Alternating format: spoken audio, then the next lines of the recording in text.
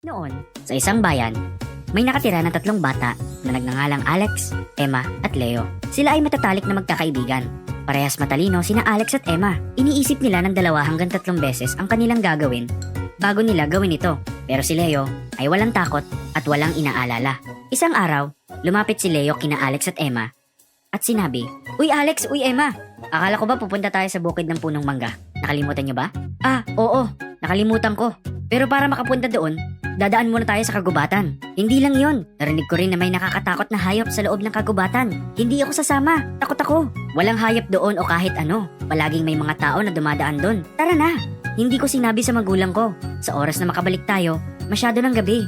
Sa ibang araw na lang. Palagi mo na lang sinasabi sa magulang mo ang lahat. Kung hihingi ka ng permiso, siguradong hindi ka nila papayagan. Wala namang makakaalam. Kaya tara na. Sige, pero isa pang bagay. Kung may masamang mangyari sa loob, walang iwanan at lahat tayo ay magtutulungan ha. Sige, tara na. Nagsimula na maglakad ang mga bata sa kagubatan. Ngunit takot sila dahil sa mga kwento na narinig nila sa loob ng kagubatan na iyon. Nang papalapit na sila, nakarinig sila ng nakakatakot na tunog. Tumigil silang tatlo sa paglalakad at tinignan ang paligid nila kung saan nanggaling ang ingay na iyon. Nang biglang may nakita silang malaking oso. Natakot ang mga bata at tumakbo papalayo sa oso at nagtago malapit sa puno. "Diyos ko, may oso na dumating!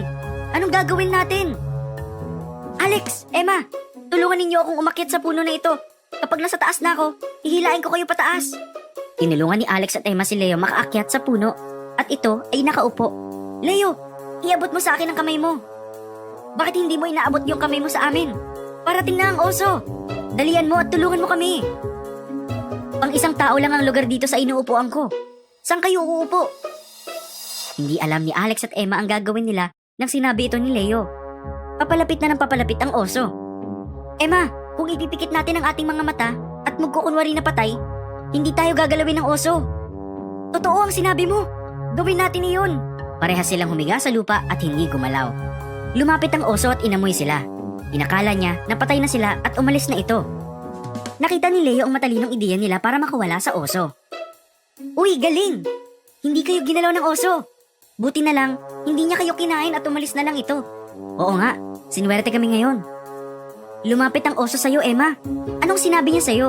"Sinabi niyang itigil ko na ang pakikipagkaibigan ko sa'yo. Hindi na kita kakausapin kahit kailan. Tulungan niyo muna ako makababa sa puno na ito." Sinabi ng oso na walang kwenta na tulungan ng taong tulad mo.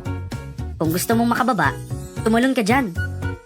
Umupo ka dyan, babalik ka kami sa bayan." Pareha silang umalis na galit sa kagubatan. Pinanood ni Leo silang umalis habang mag-isang nakaupo sa puno. "Mga bata, lagi tayong maging mabait at matulungin sa ating mga kaibigan. Pero huwag tayong makikipagkaibigan sa mga taong nagsisinungaling at niloloko tayo."